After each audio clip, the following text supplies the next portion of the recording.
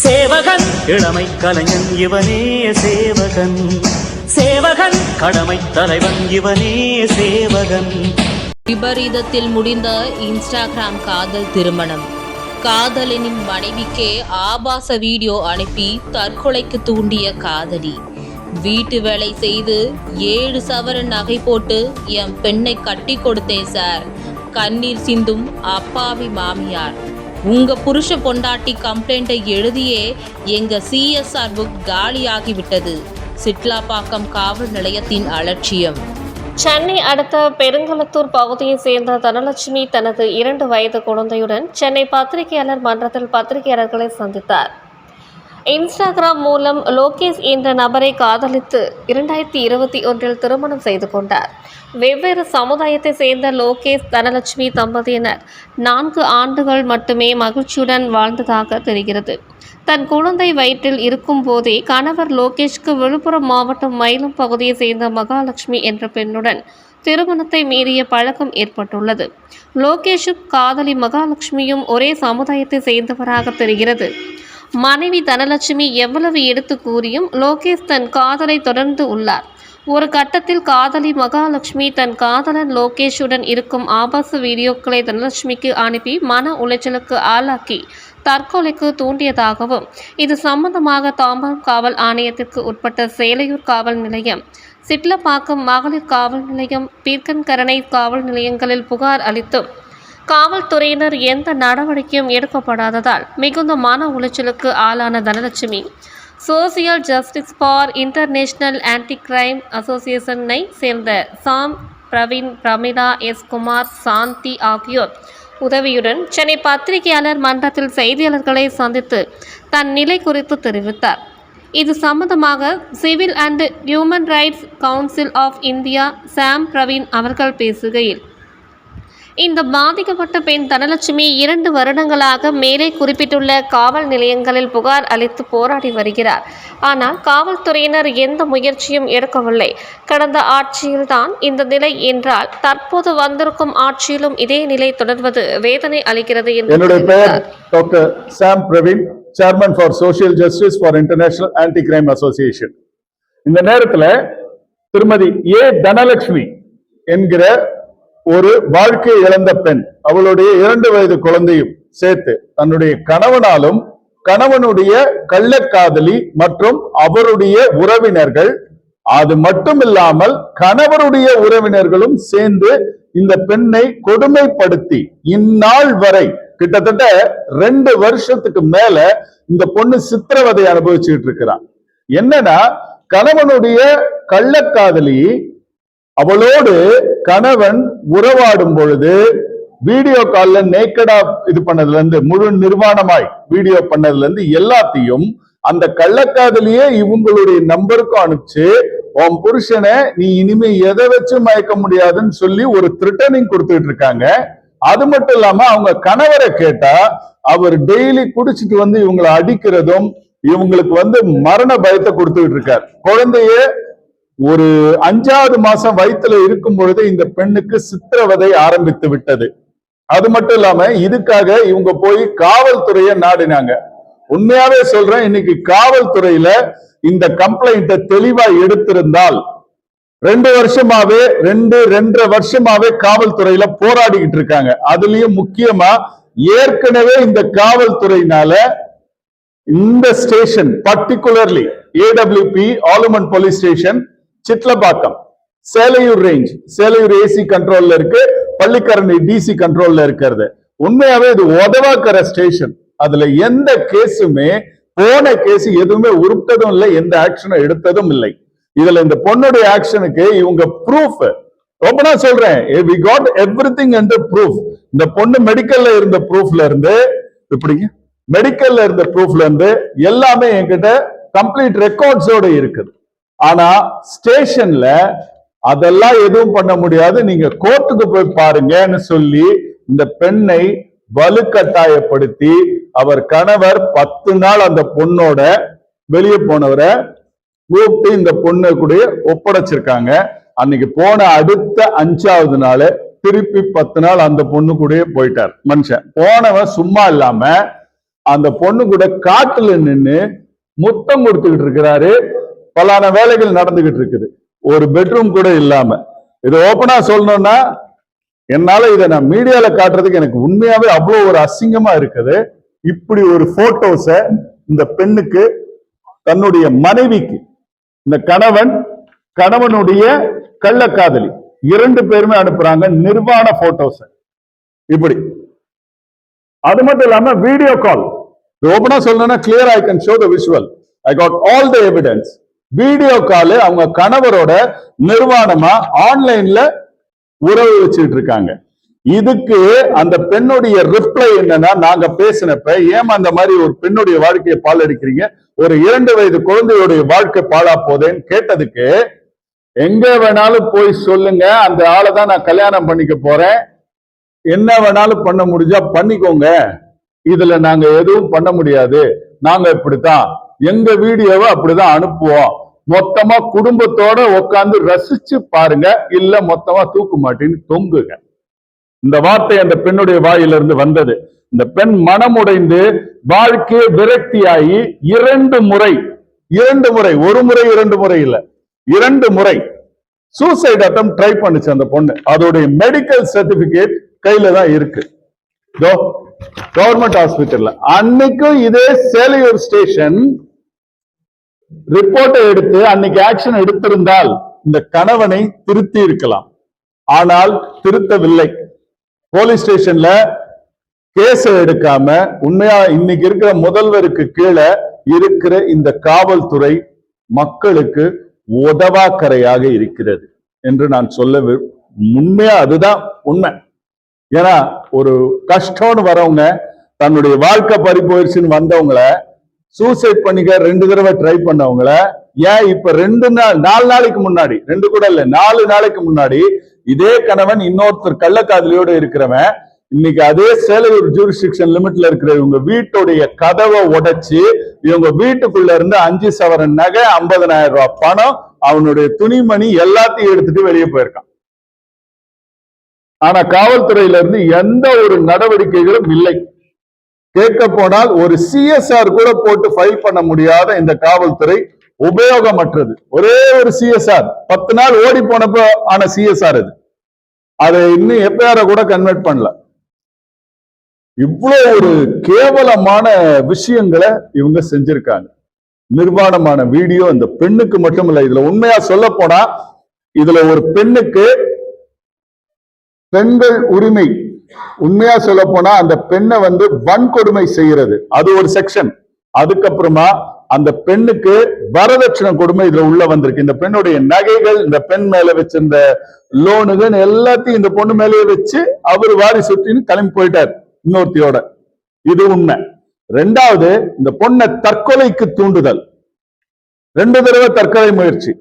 3வது, இந்த பொண்ணை கழுத்தை நெரிச்சு கொல்ல முயற்சி பண்ணிருக்காரு, கொலை முயற்சி.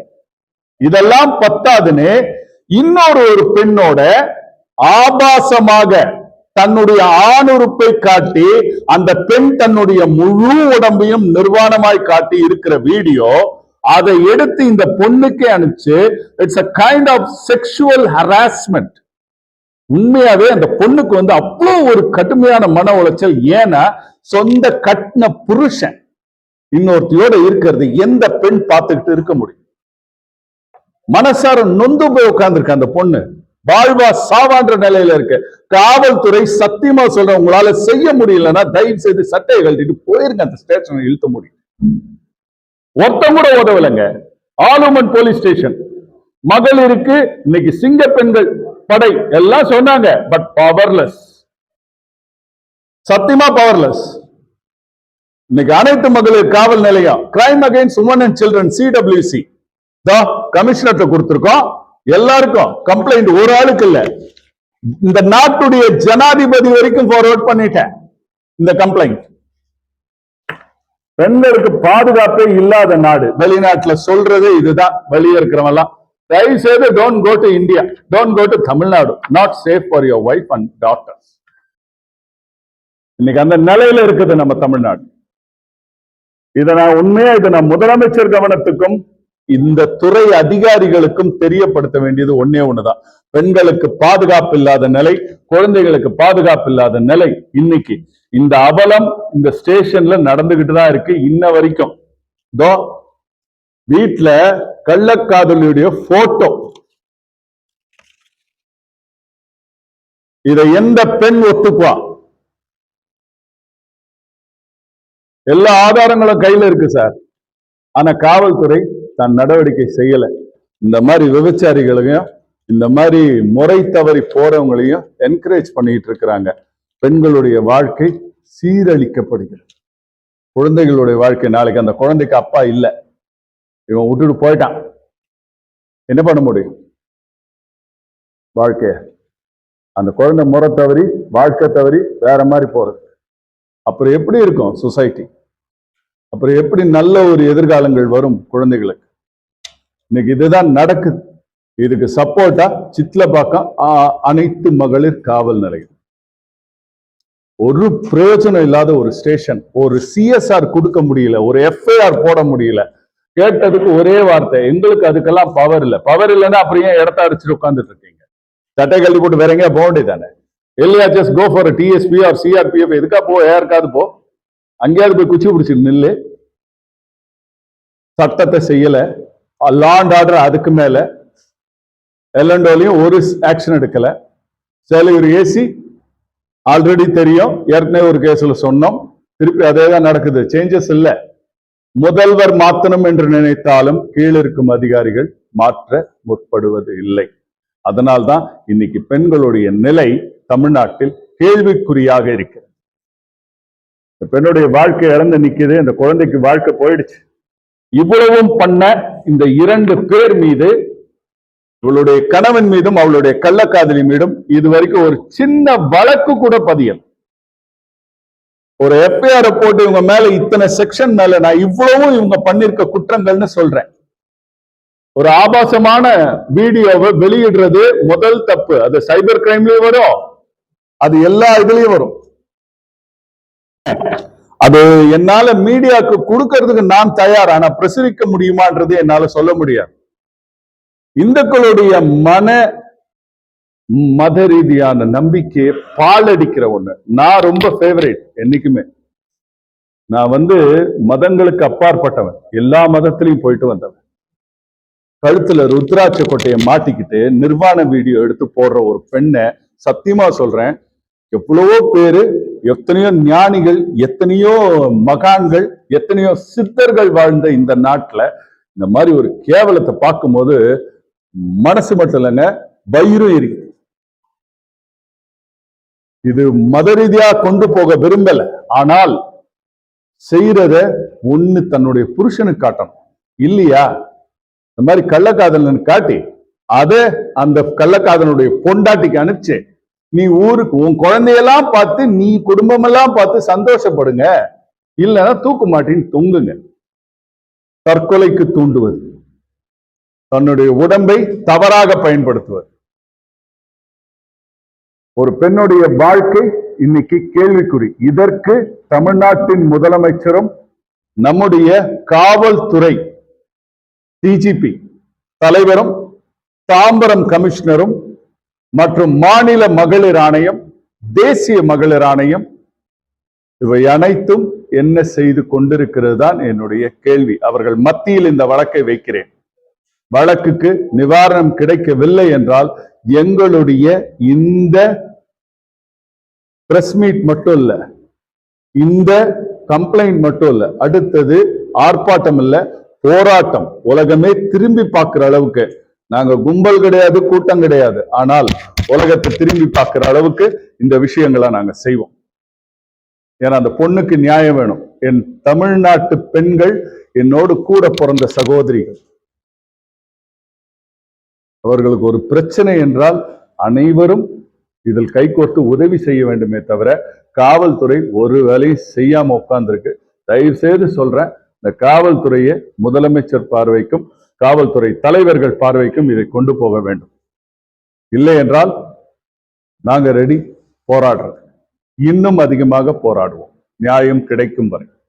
நன்றி, வணக்கம்.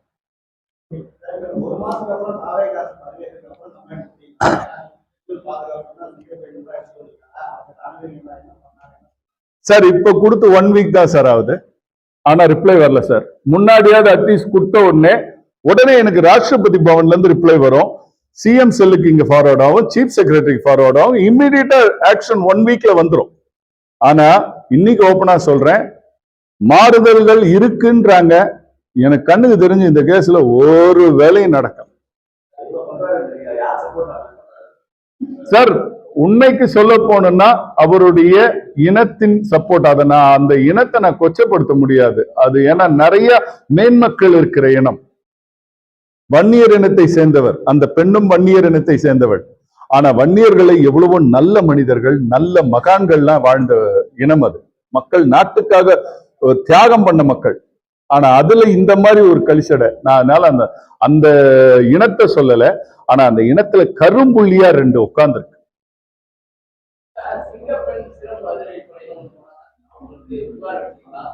சார் அதுக்கு அனுப்பிச்சிட்டோம் சார். சிடபிள்யூசி தான் இப்ப அதுக்கு மாறி இருக்கு. அதுல ஒரே ஒரு டிராபேக் என்னன்னா, சிடபிள்யூசி இப்ப மாறி இருந்தது, முன்ன அவங்களுக்கான கான்டாக்ட் எல்லாமே இருந்தது. ஆனா சிங்கப்பெண் ஆன்லைன்ல போட்டு எடுக்கும் போது அவங்களுடைய கான்டாக்ட் நம்பரோ டீடைல்ஸோ எதுவும் இல்லை. But I got some IPS officers directory and everything. அதை வச்சு நான் பர்சனலாவும் அவங்களுக்கும் சிசி போட்டு தான் அனுப்பிச்சிருக்கேன். பட் சிங்கப்பெண்கள் இப்ப வேட்டைக்கு போயிருக்காங்க போல இருக்கு, முடிச்சுட்டு வந்துதான் பாப்பாங்க போல இருக்கு. உண்மை நிலை அதுதான்.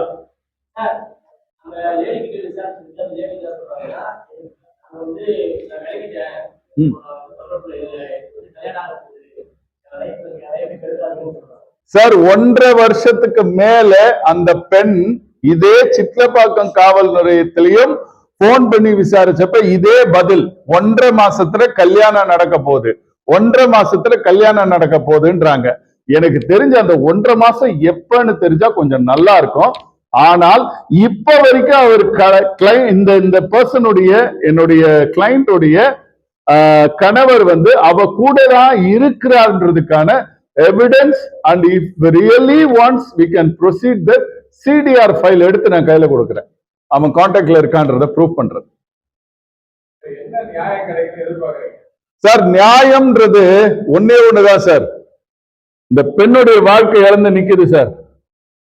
அவன் தப்பு பண்ணவன் தண்டனை அனுபவிக்கணும் சார்.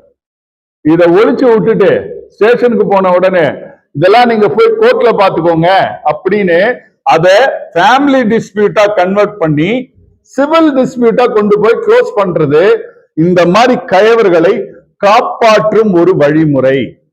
அதை செய்யாம இந்த இதுக்கு எல்லாம் அவங்க மேல செக்ஷன் மேட் அவுட் பண்ணி ஆக்ஷன் எடுத்து காட்டுங்க, அது போதும். அதுக்கப்புறம் டைவர்ஸ் அப்ளை பண்றது, மெயின்டெனன்ஸ் பண்றது அதெல்லாம் நாங்க பாத்துக்கிறோம். Compromise, no compromise, only execution. தப்பு பண்ணவன் தண்டனை அனுபவிச்சே ஆகணும். ஒரு பெண்ணு தன்னை நம்பி தன்னை முழுசா ஒப்படைச்ச பொண்ணை துரோகம் பண்ணி இன்னைக்கு வாழ்க்கை இழந்து அந்த பொண்ணை தூக்கி கடாசிட்டு நீ வேற ஒருத்தி கூட போயிருக்க. Legally you are married.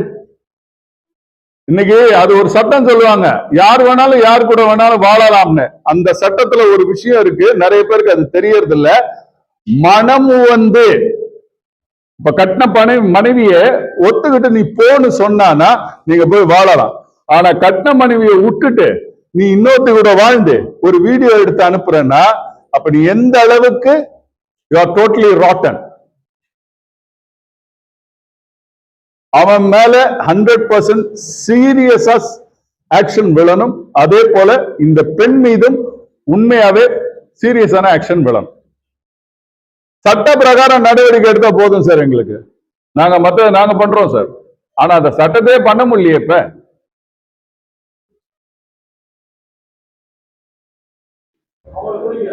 தாராளமா நீங்க பேசலாம்.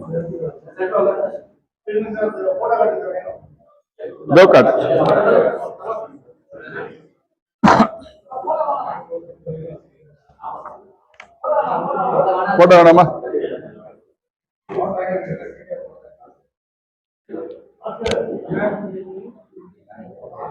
நீ சத்தமா பேசுமா? என் பேர் தனலட்சுமி. நான் எங்க பெருங்கலத்தூர் எங்க வீட்டுக்காரர் இந்த மாதிரி பண்ணதுக்காக நியாயம் கேட்டுதான்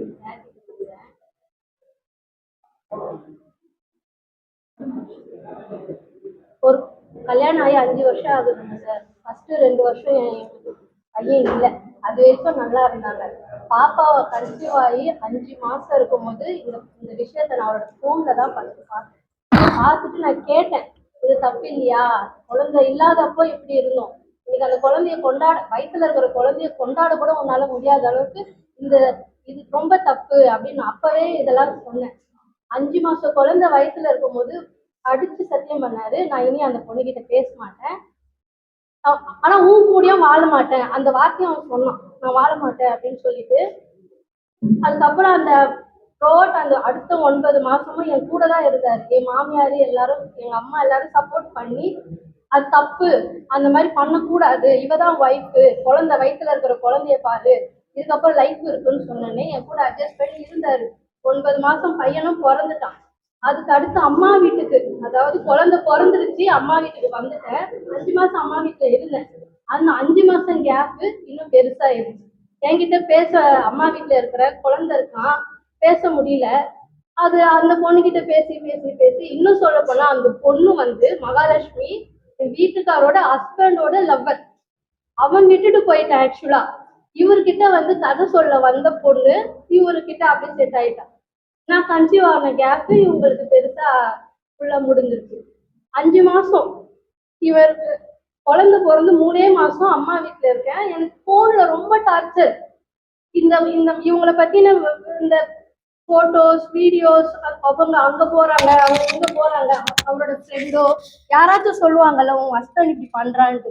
இதை கேட்க கேட்க அந்த பொண்ணு இவரும் கான்ஃபரன்ஸ் காலில் என்னை பேசி டார்ச்சர், மென்டல் டார்ச்சர் சார். 3 மாசம் குழந்தை என் பையன் கையில இருக்கும் போது 60 மாத்திரை நானே அம்மா வீட்டுல எனக்கு டாக்டர் சஜஸ்ட் பண்ண எல்லா விட்டமின்ஸ் எல்லா மாத்திரையும் எடுத்து அந்த ஒரு இதுல நானே போட்டுட்டு மயங்கி விழுந்துட்டேன். எப்பவுமே வேலைக்கு போற எங்க அம்மா திடீர்னு வீட்டுக்கு வந்துட்டாங்க. ஏன் நம்ம பொண்ணு திடீர்னு வாமிட் பண்றா, ஏன் இப்படி இருக்கா, அவங்களுக்கு புரிஞ்சிடுச்சு ஏதோ நடந்திருக்கீங்க, என்னமோ பண்ணிட்டா. அந்த பயத்துல உடனே நான் ஹாஸ்பிட்டலுக்கு கூட்டிட்டு போயிட்டாங்க. ரோம்பேட் ஜிஹெச் போயிட்டு 3 நாள் அட்மிட் பண்ணி, ஐசியூலே தான் அந்த 3 நாளுமே அட்மிட் பண்ணி வாமிட் பண்ணி எப்படியோ காப்பாற்றி வந்துட்டோம். அந்த டைம்ல கூட என் வீட்டுக்கார் ஃபேமிலியோ இல்லை வீட்டுக்காரோ யாரும் பார்க்கல. ஏன்னா நான் தானே மாத்திரை போட்டுக்கினேன், அவங்க பையன் மேல தப்பு இல்லைல்ல, நானே தானே போட்டுக்கினேன் அப்படின்ற ஒரு ஈகோல யாரும் வரல. அடுத்து என்கிட்ட யாரும் பேசக்கூட இல்லை. அந்த 5வது மாசம் கூட நானே என் குழந்தைய தூக்கிட்டு நானே ஆட்டோ புக் பண்ணி என்னோட ட்ரெஸ்ஸு என் பிள்ளையோட அம்மா எல்லாமே போட்டு அனுப்பிச்சிட்டாங்க. மாமியார் வீட்டுக்கு நீ போ, இதுக்கு மேல நீ இங்க இருந்தீன்னா உன் லைஃப் நாசமாயிடும், நீயே கிளம்பி போ அப்படின்ட்டாங்க. 5வது மாசம் குழந்தைய தூக்கி நானே போயிட்டேன் சார். போயிட்டு தனியா, அப்ப நாங்க இங்கதான் வீடு இருந்தோம், மகாலட்சுமி நகர் கேம்ப் ரோட்ல தனியா வீடு இருந்தோம். வீட்டெல்லாம் காலி பண்ணிட்டு மாமியார் பக்கமே போயிட்டா கொஞ்சம் பயத்துல இருப்பாங்க அப்படின்னு சொல்லிட்டு பெருங்கலத்தூருக்கே வீடு காலி பண்ணின்னு போயிட்டேன். அங்க போயும் சும்மா இல்லை, இதே போட்டோ இதே மாதிரி டார்ச்சர். ஆல்ரெடி குழந்தை பிறந்த அந்த ஒரு ப்ரெஷர்ல இருக்கும் போது இதெல்லாம் பார்த்து பார்த்து கேட்டு கேட்டு நீ ஏன் இப்படி பண்ற, என்னால முடியலன்னு சொல்லி வீட்டுல மறுபடியும் போயிட்டு சூசைட், தற்கொலை பண்ணிக்க போயிட்டு கதவை உடைச்சி காப்பாத்தி மறுபடியும் கன்வின்ஸ் பண்ணி அந்த குழந்தைக்காக அட்ஜஸ்ட் பண்ணிக்கோ, என் பையன் மாறிடுவான்னு சொல்லி மாமியார் சைடு எல்லாருமே பேசி வச்சாங்க. கொஞ்ச நாள் இருந்தான், மறுபடியும் 10 நாள் காணாம அந்த பொண்ணோட ஓடி போயிட்டான். 8 மாசம் குழந்தை அவன் காணாம ஓடியே போயிட்டான். எங்கெங்கயோ பேசி போராடி அந்த பொண்ணோட அவங்க பேரண்ட்ஸ் கிட்ட எல்லாம் பேசி அந்த பொண்ணும் அவனும் ஒரே இடத்துல ஒரு வீடு எடுத்து வச்சுட்டு இருந்தாங்க. அது தெரிஞ்சுதான் நான் பேசி எங்க வீட்டுல பேசி எங்க மாமியார்லாம் பேசி அவனை மறுபடியும் வர வச்சு மறுபடியும் கன்வின்ஸ் பண்ணி பாலு அட்ஜஸ்ட் பண்ணிக்கோ, எல்லாம் எந்த ஆம்பளைதான் தப்பு பண்ணல, இதெல்லாம் அட்ஜஸ்ட் பண்ணிக்கோன்னு சொன்னாங்க. சரி ஓகே, நான் அந்த பிள்ளைக்காக அட்ஜஸ்ட் பண்ணி இருப்போம்னு சொல்லி அந்த 8 மாசம் குழந்தையில இருந்து அப்படியே இருந்தோம். 1.5 வயசு குழந்தையானா மறுபடியும் 10 நாள் நல்லா பேசிட்டே இருப்பான், காணாம போயிடுது. 10 நாள் எங்க போனா பால் பாக்கெட் கூட வாங்கறதுக்கு காசு தராம சம்பளத்தை வாங்கிக்கின்னு வீட்டுக்கு தாமா வரேன்னு சொல்லிட்டு 10 நாள் காணும். 10 நாள் வெயிட் பண்ண சார், திரும்பி வரல. எனக்கு என்ன பண்றதுன்னே தெரியாம எங்க அம்மாவுக்கு ஒரு பயம். 2 வாட்டி சூசைட் அட்டன் பண்ண பொண்ணு 3வது வாட்டி ஏதாச்சும் பண்ணிக்குமோன்ற பயத்துல இட்லாப்பாக்கம் மகளிர் ஸ்டேஷனுக்கு என்னை கூட்டிட்டு போனாங்க. அங்க போயிட்டு கம்ப்ளைண்ட் கொடுத்து போலீஸ் அதான் நாளைக்கு வரேன் நான் மேடம் கிட்ட எஸ்ஐ மேடம் கிட்ட சொல்லி மறுநாள் வர வச்சு எங்களை அங்கேயும் வந்து கன்வின்ஸ் பண்ணி தான் நான் அந்த பொண்ணுகிட்ட இனி பேச மாட்டேன் மேடம் சொல்லி கைப்பட லெட்டர்ஸ்லாம் எழுதி கொடுத்துட்டு சமாதானம் பண்ணி எங்களை அனுப்பிச்சு வச்சாங்க சார். மறுபடியும் 1 வருஷம் ஆயிடுச்சு. இன்னைக்கு அவன் 2.5 வயசு குழந்தை. இப்பயும் அதே தான், இப்பயும் அதே பண்றது, காணாம போயிடுறது. எப்ப இந்த மாதிரி வீடியோஸ் போட்டோஸ் எல்லாம் எனக்கே அனுப்பணும். எனக்கு என்னால இதெல்லாம் பார்க்கவும் முடியல, இனிமேல் வாழவும் வேணான்னு முடிவு பண்ணல. இங்கேயே வந்துருக்குறேன். அவர் வேலை பார்க்கறது ஒரு தனியார் கம்பெனில ஃபோர்க் லிஃப்ட் ஆபரேட்டரா இருக்காரு சார். அந்த பெண் வந்து ஜேஆர் மெடிக்கல் காலேஜ் அண்ட் ஹாஸ்பிட்டல்ல she was working as a அந்த லேப் அசிஸ்டன்ட் அந்த மாதிரி போஸ்ட். அந்த இது வந்து மயிலம்ல இருக்குது, JR medical college and hospital. 2 டேஸ்க்கு முன்னாடி கூட அந்த பொண்ணுகிட்ட நான் தான் பேசினேன். பேசிக்கிட்டு சரி ஒரு சார்பாவே விசாரிக்க கூட அந்த பொண்ணு என்ன பண்ணிருக்கான்னு கேட்கிறேன். நானே ஃபோன் பண்ணி கேட்கிறேன்.